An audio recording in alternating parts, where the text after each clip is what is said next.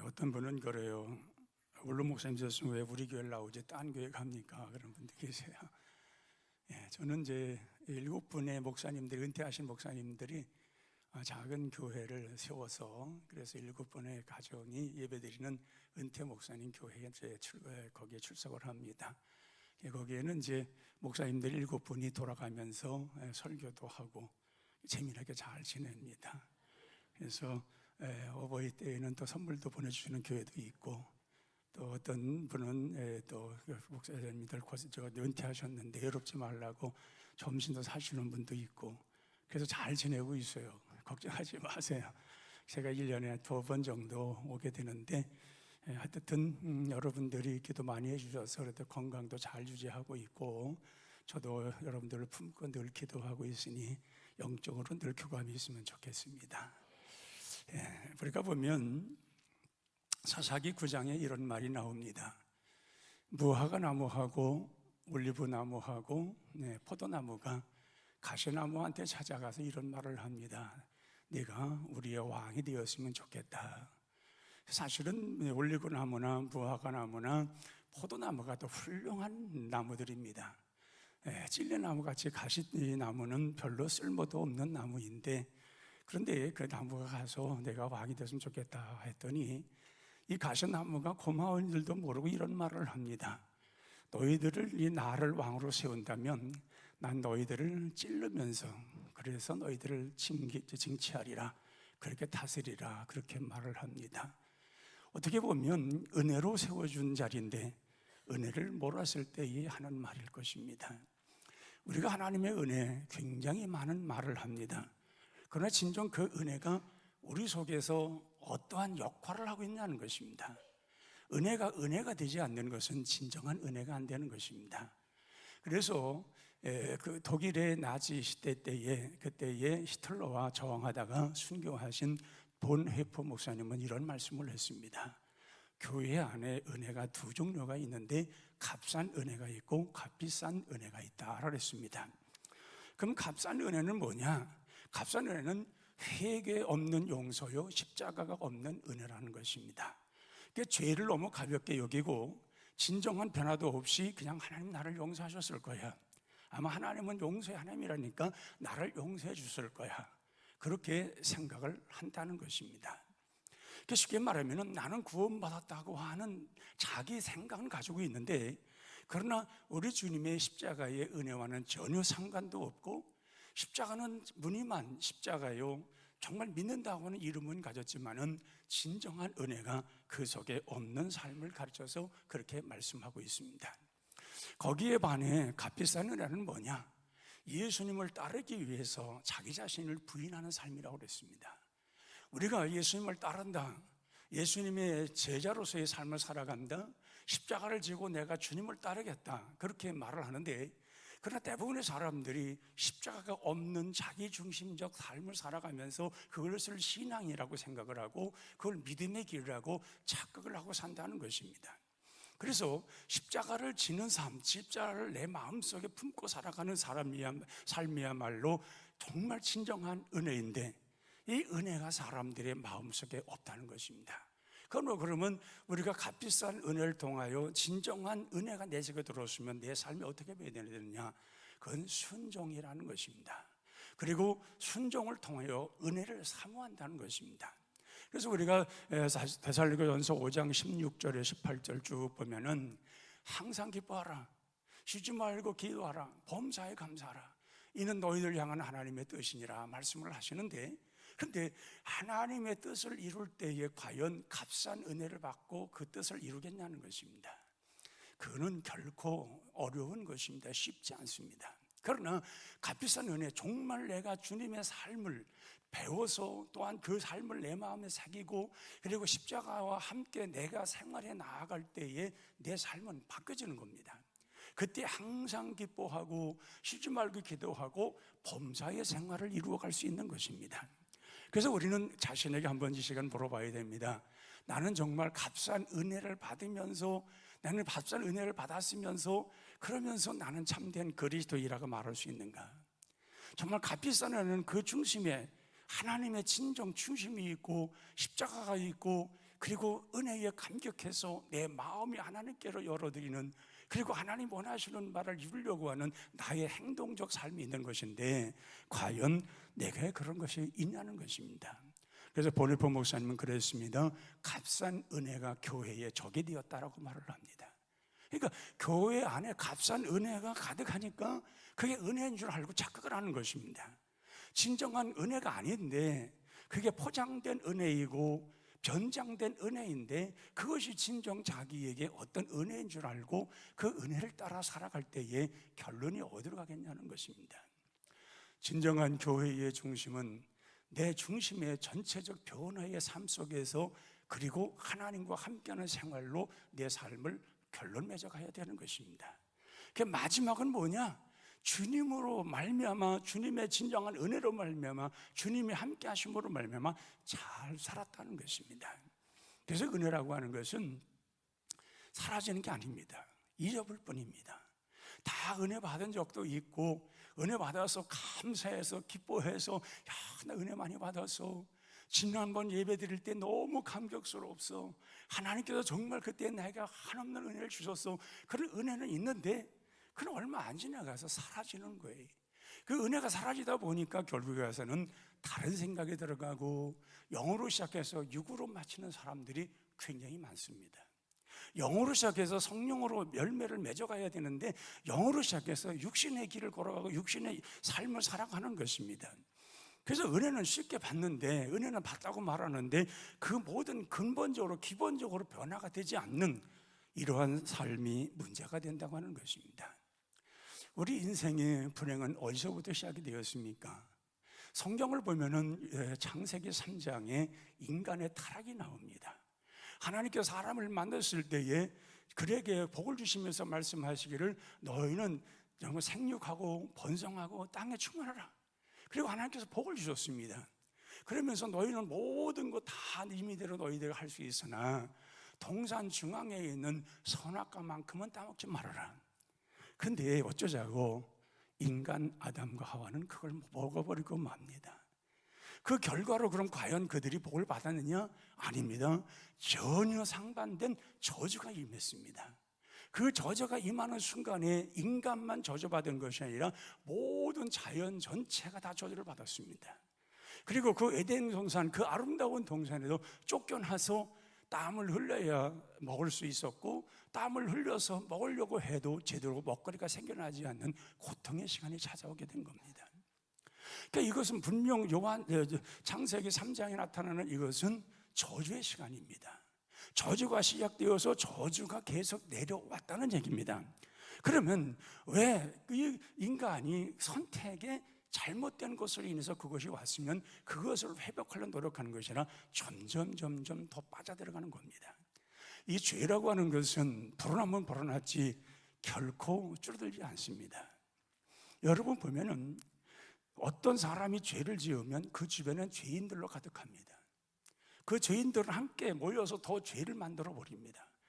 여러분들, 우리가 생각해 볼 때 세상에는 죄라는 것이 요소에서 많은 것을 다스리고 있습니다. 근데 죄는 절대로 혼자가 아닙니다. 어떤 그룹을 만들어 버립니다. 그리고 그런 어떤 힘을 갖게 됩니다. 그 어떤 그것으로 인해서 모든 것이 불행이 시작이 되어지고, 그 죄라는 것은 그것이 점점 커져서 세상을 장악해버리고 맙니다. 이게 큰 문제입니다. 그래서 창세기 3장에서 타락한 저주받은 인간이 그걸로 끝나지 않습니다. 시간이 갈수록 점점 죄는 불어났고, 그리고 창세기 6장에서 하나님께서 그에게 다시 한번 은혜의 시간을 주는 시간이 있습니다. 그것이 노아의 시간입니다. 당대의 노아는 의인이라고 그랬습니다. 그가 하나님을 어떻게 믿었냐 알 수 없으나 하나님을 기억했던 것 같습니다. 노아에게 찾아갑니다. 찾아가서 말씀을 합니다. 너는 이제 배를 만들라는 것입니다. 인간인들이 너무 죄를 지어서 이 세상의 모든 걸 다 없애버리겠다는 겁니다. 노아가 그 말을 믿었을까요? 믿었습니다. 그리고 그는 배를 만들었습니다. 그 인간들의 한시적 시간을 120년으로서 하나님께서 그 약속의 시간을 주었습니다. 여러분, 이 노아가 죄 많은 시대에 하나님의 말씀을 듣고 배를 만들 수 있었던 것이 무엇입니까? 그것은 은혜가 아니고서는 안 되는 것입니다. 우리가 하나님이 찾아올 때에는 내가 원해서 찾아온 것이 아닙니다. 하나님이 불현듯 찾아오셨는데, 찾아오셨을 때에 찾아온 자에게 하나님께서 감당하기 어려운 은혜를 주시는 것, 이건 도저히 어떻게 말할 수 없는, 어떻게 해결될 수 없는 그런 은혜를 주시는 것, 이것을 가르쳐서 불가항력적 은혜라고 말하는 것입니다. 이 불가항력에서 내가 할 수가 없는 거예요. 어떻게 막을 수가 없는 거예요. 근데 노아가 그런 죄가 많은 시대에 하나님이 노아를 찾아가신 겁니다. 찾아갔을 때 노아에게는 너무 벅찬 겁니다. 하나님이 찾아오셔서 말씀하시는 그 말씀 한마디 한마디 속에 너무 벅찬 말씀을 들은 것입니다. 앞으로 120년만 되면 이 온 세상의 모든 생물들이, 기식하는 생물들이 다 죽을 것인데 너와 내 가정을 구원해 주겠다는 것입니다. 모든 건 다 사라질지라도 너와 내 가정만큼은 내가 너를 책임져 주시겠다는 겁니다. 이 말을 들었을 때에 이 노아는 너무 감격스러운 거예요. 세상에 다 생물 있는 것은 다 죽는데 자기와 자기 가정의 식구들을 구원해 준다는데 얼마나 이게 큰 은혜냐는 거예요. 그래서 우리가 이 은혜라고 하는 것은 반복적으로 깊은 은혜 속에 들어가지 못하면 익숙해져 버리고 맙니다. 그러니까 이 은혜가 익숙해져 버리면은 어떤 곳에서 은혜 받은 것 같고 어느 곳에서 뭔가 은혜가 여러 가지 일어났던 것 같은데 그건 싹 사라지고 그 형태만 남습니다. 그런데 가수들이 요즘에 리사이트를 한다고 해가지고 막 난리법석치고, 지난번 광화문에서도 막 난리법석 했잖아요. 그 지나고 나면 별로예요. 그거 그때는 거기에 사람들이 25만 명이 나온다, 주변에 뭐하다, 경찰들이 얼마가 합니다, 별수 다 했잖아요. 어마하게 막 그랬잖아요. 지금 아무렇지도 않아요. 사람들이 머릿속에 뭐가 남느냐? 그때에 공연했다, 이거밖에 안 남는 거예요. 그러니까 은혜가 정말 많은 곳에서 내게서 오지만은 진정한 은혜가 내게 은혜가 되지 못할 때에 그 형식만 남는 거예요. 예배를 드려서, 예배를 통하여서 은혜를 받는데 은혜 받은 그것이 사라지면은 은혜 받았다고 하는 기억만 남지 진정한 은혜가 그때 뭐였는가? 그때 정말 은혜가 받은 사실이 무엇이었나? 과연 그 은혜가 내가 어떻게 이루어졌던가? 그건 싹 잃어버리고 그때 내가 예배 때 좋았지, 그때 내가 그 예배돌에 앉아서 내가 아멘 아멘 하고 은혜를 받았지, 그런 정도만 남다는 거예요. 그래서 다윗은 시편 103편 1절에서 뭐랍니다? 내 영혼아 여호와를 송축하라, 그의 모든 은택을 잊지 말지어다. 누구한테 말합니까? 자기 자신에게 말하는 거예요. 은혜를 받았으면 그 은혜를 잊지 말라는 것입니다. 그 은혜를 마음속에 두라는 것입니다. 순간순간 잃어버리는 자신을 보면서 하나님의 은택을 잊지 말자. 그래야 내가 나 될 수가 있고 나를 사랑하시는 그 하나님께서 나의 인생의 모든 것을 지켜주신다고 하는 것입니다. 그러면 여러분 오늘 마음속에 불가항력적 은혜, 정말 하나님 앞에서 내가 거부할 수 없는, 어떻게 거역할 수 없는, 막을 수 없는 은혜가 내게 임하실 때에 우리는 그 은혜로 말미암아 내 인생 전체가 바뀌는 것입니다. 그래서 사람들은 기도를 많이 하고 봉사 헌신 많이 하면 은혜를 받는다고 말합니다. 틀린 말은 아닙니다. 그러나 그렇게 해서 은혜 받는, 주고받는 은혜입니다. 진정한 은혜는 나도 모르는 가운데 내게 오셔서 나를 변화시켜주는 은혜입니다. 아마 여러분들 가운데서 이런 불가항력적 은혜 받은 사람들이 있을 겁니다. 내가 하나님을 찾으려서가 아니라, 하나님을 만나려고 아니라 어느 날 갑자기 우리 주님이 오신 거예요. 내게 오셔서 나에게 내가 알 수도 없는 그런 은혜를 주시고 깨달음을 주시고 뉘우침을 주시고, 그리고 나로 하여금 참 하나님이 되심을 알려주셨다, 그 말이에요. 저도 청소년기에 우리 하나님을 만났지만은 저는 교회 다니면서 꼭 하나님이 어떤 분인지 몰랐고 내가 하나님을 받으려고 하는 간절함도 없었습니다. 그러나 토요일 날 어느 날 학생부 예배가 있었는데 그때 학생들도 것도로 찬양하고 기도하는 중에 뭔가 내 마음속에 오시는 것이 있었어요. 이거는 이제까지 경험하지 못한 것이에요. 너무 그것이 크고 감당하기가 어려운 거예요. 이건 너무 큰 거예요. 이게 뭔지도 모르겠는데 뭔 큰 것이 온 거예요. 들어오시더니 저의 그 어린 마음을 변화시켜 주는 거예요. 변화시켜 주는데 그 변화시켜 주는 그 마음 속에서 하나님의 그 놀라운 계획과 하나님의 섭리로 말미암아 저의 모든 전체를 바꿔주는 걸 느꼈어요. 그 후로 제가 바뀌는 거예요. 그때만은 좀 약간 내성적이고 좀 소극적이었던 사람이었는데 그 주님이 오셔서 변화시켜주는 그 생각부터 두려운 것이 없는 거예요. 그때로부터는 두려움이 없어요. 그리고 이제까지 살아왔던 나의 삶의 그 모든 것이 어두움이나 어떤 여러 가지의 나름대로의 답답했던 이런 것들이 거치는 거예요.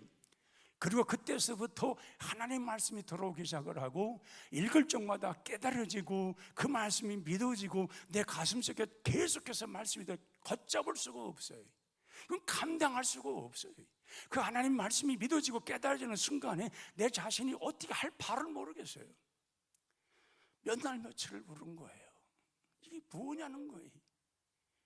여러분, 그렇기 때문에 이 불강력적 은혜를 받는 그 순간부터 하나님과 깊은 관계의 시간이 시작되는 겁니다. 이것이 우리가 온전하게 우리에게 돌아오지 아니하면은 우리가 예수 믿고 예수와 함께 한다고 하고 신앙생활 한다고 하지만은 기쁨도 없어요. 그래서 창세기 3장 다시 돌아보면은 그 인간의 이 저주가 언제 끊기냐는 거예요. 타락한 인간이 저주받지 않아요. 그러니까 모든 게 안 되는 거예요. 늘 가난하고 찌들고 형편없고 서로 물고 뜯고 싸우고 시기 질투하고 평안도 없고 이런 생활이 계속되는 거예요. 이게 저주의 그 결과란 말이에요. 이걸 끊어야 되는데 그럼 그 끊는 순간이 언제냐? 바로 그겁니다. 불가항력적 은혜가 내게 들어온 순간에 끊어지는 거예요. 그 순간부터 내 삶이 바뀌어지기 때문에 그 모든 게 끊기고 이제 닫혔던 것들이 열리기 시작을 하고 다시금 새로운 역사로 나타나는 거예요. 정말 그때까지 여태까지 수고하고 땀 흘리고 수도 없어도 먹거리가 만족지 않았었는데 하나님께서 그 모든 걸 열어놓으시고 저주가 끊기니까 풍요로운 삶이 이루어지고 풍성한 삶이 나타나는 거예요. 그래서 보면 창세기 12장에 아브라함을 하나님 찾아오시잖아요. 우리는 아브라함이 믿음으로 하나님 받았다. 여러분, 어떻게 그게 믿음이 금방 생겨요? 아브라함은 그냥 평범한 사람이었어요. 그냥 자기 아버지 밑에서 그냥 사는 사람이었다고요. 근데 오늘 하나님이 아브라함을 찾아오시잖아요. 그래서 말씀하시기를 너는 내 본토 친척 내 아버지 집을 떠나서 내가 너에게 지시할 땅으로 가라. 그러면 너로 하여금 큰 복을 줄 것이고 너로 인하여 큰 민족을 이루라고 말씀합니다. 가난하고 찌들어져 있는 삶을 살던 아브라함에게 내가 너에게 이 말을 전해주는데 내 집을 떠나서 내가 지시할 땅으로 하면 가라는 거예요. 그러면 너로 하여금 큰 민족을 이룰 수 있는 복의 근원이 될 수가 있다는 거예요. 그건 너무 엄청난 축복입니다. 여러분, 하늘의 별을 보아라 내가 셀 수 있느냐? 나 셀 수 없습니다. 내 후손이 그렇게 될 것이라는 거예요. 바닷가의 모래를 내가 셀 수 있느냐? 셀 수 없습니다. 너의 후손이 그렇게 번성할 것이라는 거예요. 여러분, 정말 자식 하나도 없는, 지금 자기 자식 아들 하나도 없는 아브라함에게 지금 하나님 이 말씀을 하시는 거예요. 너로 하여금 큰 민족을 이룰 수 있는 축복을 주신다는 거예요. 얼마나 벅차겠어요. 그게 그 벅찬 은혜, 그게 불가항적 은혜예요. 그걸 받는 순간에 아브라함은 떠날 수 있었던 거예요. 하나님이 먼저 오셔서 아브라함에 말씀하시고 말씀하신 그 말씀을 아브라함이 믿었을 때에 의로 여기시고 그러면서 그 일을 이루고 가신 거지, 하나님 나타나지도 않았는데 무슨 믿음이 생기고 나타나는데 무슨 의가 생기겠어요. 하나님이 찾아오신 거예요. 오셔서 만나 주신 거예요. 그를 변화시켜 주신 거예요. 그것을 인해서 아브라함은 그런 어마어마한 엄청난 그 미래가 열리는 축복을 주신 거예요. 또한 우리가 창세기 32장에 보면은 야곱에 대한 얘기가 나옵니다. 아버지를 속인 사람입니다. 그리고 형을 속인 사람입니다. 그 외삼촌 집에 가서 20년 동안을 머슴살이 하다가 거기서 아내들도 여러 명 얻고 자식들 여러 명 얻고 재산도 많을 가지고 돌아옵니다. 돌아오는데 자기 이제 이렇게 부자도 됐고 모든 거 얻었으니 얼마나 기쁘게 돌아오는데 들려오는 소리가 자기 형이 400명을 거느리고 자기를 죽이러 온다는 거예요. 얼마나 두렵겠어요. 이제까지 오는 이거 자신 다 뺏기고 자기 목숨까지 위태롭게 생겼는데 400명을 거느리고 온다는데 그걸 어떻게 대항하겠냔 말이에요. 그래서 야곱은 야복강가에서 모든 재산 다 양들과 모든 거 다 건너게 하고 자식들 아내 다 건너게 혼자 남잖아요. 혼자 남았는데 어찌할 바를 몰라서 서성거리고 있을 때 새벽녘에 하나님의 사자를 만나요. 그런 답답한 절박한 생명이 왔다 갔다 하는 그 순간에 하나님의 사자가 찾아온 거예요. 와서 야곱과 씨름을 하잖아요. 야곱이 그를 붙들고 나에게 축복해 주소서, 나 죽게 되었나이다, 안 놓습니다, 죽게 되었으니 좀 살려주세요. 그 하나님의 사자가 놔라, 동서기 전에 난 빨리 가야 된다, 놔라, 안 놓고 놔라 안 놔, 계속 그러고 있습니다. 씨름을 하고 있습니다. 그래서 하나님의 사자가 그의 허벅지 뼈를 부질러 버렸습니다. 그래도 안 놓습니다. 끈질기 안 놓습니다. 그때 이 하나님의 사자가 뭐라 합니까? 네 이름이 뭐냐? 야곱입니다. 이름도 어떻게 그렇게 졌냐는 거예요. 너 이제 야곱이라 하지 말라, 하나님 이스라엘이라고 해라. 하나님 겨루어 이긴 사람이라고 그렇게 이름 바꾸라 그래요. 그 야곱이 하나님의 사자를 만나고 그 이름 바꿔서 담대해집니다. 두려움이 사라지는 거예요. 그러면서 아침에 해가 떠오를 때에 하나님의 그 뭐라 그러니까 하나님을 푸니엘, 하나님을 내가 만나보아서 내 죽지 않았다. 그 새벽녘에 떠오른 태양이 너무 아름다운 거예요. 신선한 거예요. 자기는 이제 하나님을 만났다는 거예요. 그 두려움 없이 야복강을 건넜고 가는 순간에 자기를 죽이려고 온 자기 형 400명이 어떻게 변했습니까? 오히려 아브라함을 영접하는 사람이 되지 않습니까? 하나님을 만난 사람, 하나님으로 인해 불가항력적 은혜를 받은 사람 변화되는 것입니다. 하나님께서 역전시켜 주는 것입니다. 하나님께서 능력으로 행해 주시는 겁니다. 그리고 그의 모든 인생을 책임진다고 말씀하시는 겁니다. 그래서 하고 둘이 끌어안고 막 울잖아요. 이게 얼마 만에 만났냐는 거예요. 죽이러 오려고 400명을 건드리고 오던 사람이 변화되어서 그 목을 끌어안고 울면서 이게 얼마 만냐는 거예요. 자기 형제 만난 그때의 그 기쁨을 서로 나누지 않습니까? 그런 거예요. 여러분, 그렇기 때문에 이 불강력적 은혜라는 것은 모든 우리의 삶을 전체를 뒤집어 놓는 사건입니다. 이 대사건입니다. 그러기에 여러분 가운데서 분명히 이러한 은혜를 체험한 사람이 있을 겁니다.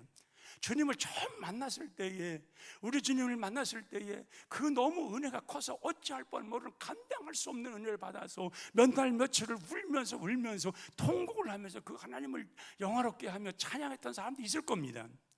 이러한 은혜가 오늘 우리에게 있어야 될 줄로 믿습니다. 여러분 보세요. 10만 원짜리를 주고 100만 원을 내놓으라고 그러면 여러분 바꾸겠어요? 바보도 안 바꿀 거예요 아마. 근데 100만 원을 주고 10만 원을 내놓으면 받을 수 있어요? 안 바꿔요? 얼른 바꾸죠. 그게 은혜의 법이에요. 근데 우리는 그것도 못하는 사람들도 있어요. 100만 원을 주는데도 10만 원을 하나님 앞에 못 드리는 사람이 있다니까요. 그 불가항적 은혜를 받은 사람은 결코 그렇게 살지 않아요. 그보다 더한 것도 드릴 수 있어요. 왜? 내게 은혜가 크니까. 그래서 보면은 그 요한복음 4장에 그 수가성의 여인과 예수님과의 만남 속에서 제자들은 사마리아 경계 지역에 떡을 사러 갔다고 그랬습니다. 근데 예수님이 정오가 되어서 거기에 물을 길러 온 여인을 만납니다. 그 여인과 이런저런 대화를 하면서 그 여인이 영의 눈을 띄워줍니다. 근데 이제 제자들이 떡을 사오지 않았겠어요? 그래서 이제 여자하고 대화를 하니까, 더군다나 사마리아인하고 대화를 하니까 이 제자들이 뭐라고 보도 못하고 왜 전 이방 여인하고 이렇게 얘기를 하지? 그러니까 말도 못하고 쭈삣쭈삣 하고 있는 거예요. 그다음 이제 얘기가 끝나니까 이렇게 말합니다. 예수님, 우리가 떡을 사왔는데 드시지요? 했더니 예수님이 그 말씀을 하셔요. 뭐라고 하냐면은 너희들이 알지 못하는 내게는 양식이 있다고 말씀을 하셔요. 너희들이 알지 못하는 양식. 그러니까 하나님과의 깊은 만남의 양식을 있다고 예수님 말씀을 하셔요. 그게 뭐냐? 세례 요한이가 예수님이 거기에서 세례를 받으시고 물을 위해서 올라오실 때에 하늘에서 음성이 들린 게 있어요. 이는 내 사랑하는 자요 내 기뻐하는 자라. 이게 양식입니다, 여러분. 예수님에겐 이게 양식이에요. 이는 내 사랑하는 자요 내 기뻐하는 자라는 것입니다. 오늘 이 음성이 여러분들에게 들려지기를 축원합니다. 바로 내 사랑하는 자라는 것, 내 기뻐하는 자라는 것, 이게 우리 영의 양식이 되어야 합니다. 내 일생 동안 나를 지키시고 인도해 주시는 그 하나님의 역사가 있다고 하는 것, 나를 책임진다는 그 말씀이 있어야 되는 것입니다. 누구든지 하나님의 양식이 있어야 우리가 온전한 하나님의 사람으로 살아갈 수가 있는 것입니다. 사울이 변하여 바울이 된 것이 어디였습니까? 그건 다메섹에서 내가 핍박하는 나사렛 예수라, 그 말 한마디가 그를 바꾸는 거예요. 이건 불가능적 은혜인 거예요. 그가 그 음성을 듣고 싶어서 들은 게 아니에요. 그는 오히려 예수 믿는 사람들을 잡아 죽이려고 가던 사람이에요. 능력하고 끌어다가 죽이려고 가던 사람이에요. 그런데 하늘에부터 그 음성이 들리잖아요. 정말 네가 왜 나를 핍박하냐는 거예요. 내가 핍박한 나사렛 예수라. 다음에 바울은 그것이 평생 가슴속에 두고 살아가는 거예요. 어딜 가도 매를 우겨쌈을 당하고 고통받고 굶주림을 당하고 힘들고 어려운 일이 많이 있어도 그 음성이 귀에 생겨난 거예요. 내가 정말 너를 사랑한다. 나는 너를 내가 핍박했던 나사렛 예수라. 이것이 그의 인생의 신앙의 양식이 된 거예요. 그 양식을 가지고 그는 어딜 가든지 외친 거예요. 외치니 하나님의 역사가 일어난 거예요. 여러분, 이것이 진정한 불가항적 은혜를 받은 사람들의 삶입니다. 어떤 엄마가 그 예쁜 딸 하나를 키우고 있었어요. 고등학교 다니는 딸이었는데, 이 딸은 엄마가 학교 오는 걸 싫어하는 거예요. 왜 우리 엄마는 자꾸 학교를 오려고 그래? 안 왔으면 좋은데. 근데 어느 날 이 엄마가 그 딸이 안 가져간 게 있어 가져가려고 가서 그 딸을 만나러 갔는데, 이 딸이 엄마를 보는 순간에 엄마라고 말하지 않고 자기 집에서 일하는 사람이라고 하는 거예요. 엄마가 부끄러운 거예요. 정말 너무 부끄러운 거예요. 그 엄마는 자기 딸이 그렇게 표현하는 걸 보고 너무 충격을 받은 거예요. 아니, 내 딸이 어떻게 나를 그렇게 취급을 할까? 집에 돌아왔습니다. 텅텅 우는 거예요. 내 딸이 그렇게 어려움 속에서 혼자 키워놨더니 이 아이가 지금 나를 이렇게 취급을 한다는 거예요. 저녁에 이 딸이 집에 왔을 때 엄마 물었습니다.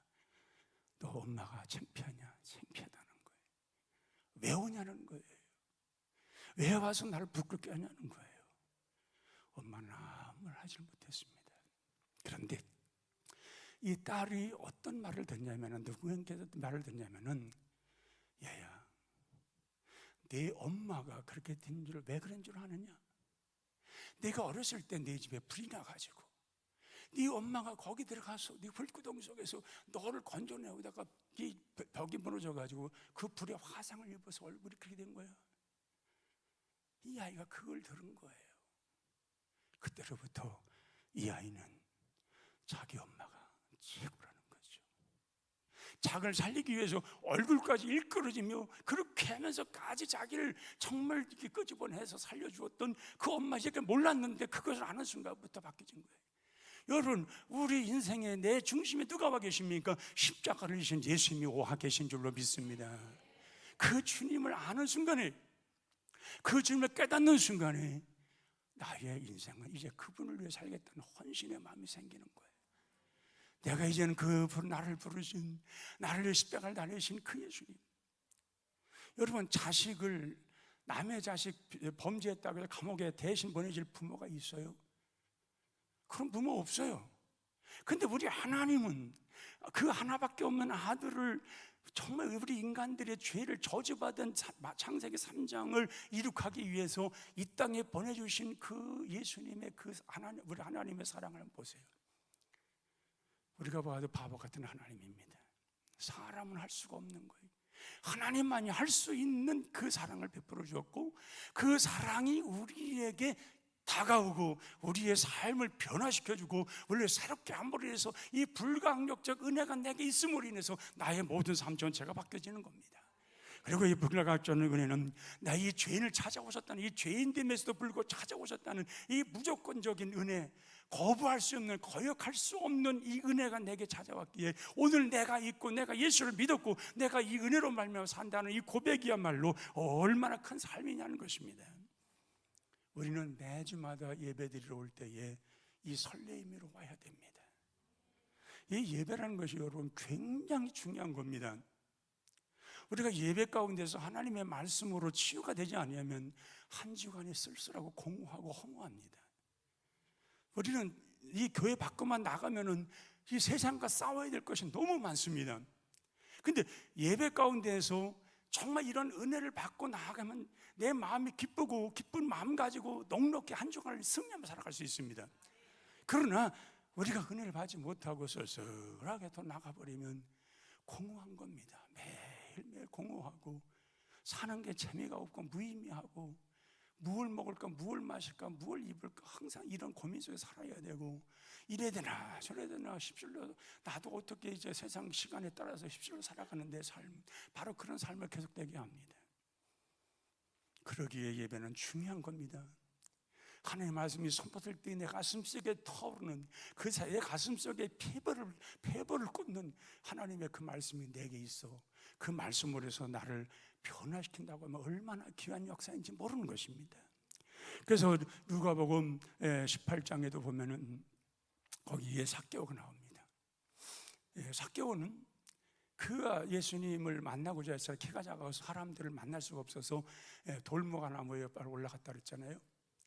그가 누군가 하여 구경만 했는데 예수님이 그를 만나주시잖아요. 그러면서 뭐라고 말합니까? 잃어버린 아브라함의 자손이로다 이렇게 말씀하십니다. 여러분, 이 아브라함의 자손인 건 굉장한 축복입니다. 잃어버린 아브라함의 자손, 오늘 내가 너희 집에 하루를 머물러야 됐다면서 잃어버린 아브라함의 자손이라고 말을 합니다. 뭐라고 한 말이 없어요. 그거밖에 없어요. 이런 불가항적 은혜가 그에게 임했을 때에 그는 뭐라고 고백합니까? 남의 것을 내가 강제로 빼앗은 것이면 4배가 뺐고 내 자손의 반을 잘라서 가난한 사람에게 나눠주겠습니다. 불가항력적 은혜가 임하니 변화되는 거예요. 이게 은혜예요. 정말 너무 기쁜 거예요. 자기를 찾아오신 예수님, 죄인을 찾아오신 예수님, 죄인을 찾아시켜 오셔서 회개시켜 주신 예수님, 그리고 그에게 말씀하시는 그 하나님, 오늘 구원이 이 가정에 임했고 아브라함 잃어버리는 아브라함의 자손이로다. 오늘 우리 신앙, 이 신앙이 고백되고 우리가 마음속에 채워져야 할 줄 압니다. 사랑하는 성도 여러분, 인생 길지 않습니다. 언제 어느 때 주님 오실는지 알 수도 없습니다. 우리는 그러기에 매일매일 이 불가항적 은혜가 나의 신앙을 지켜줘야 합니다. 그건 주님 오시는 그날까지 가야 되는 것입니다. 그리고 하나님의 큰 역사는 분명 내게 끊임없이 이룰 걸 확신하며 살아가는 것입니다. 이런 불가항적 은혜를 통하여서 여러분의 삶 모든 전체를 하나님께 드리는 헌신자의 삶을 살아가시기를 주의 이름으로 축원합니다. 우리 다 같이 합심하여 통성으로 기도하겠습니다.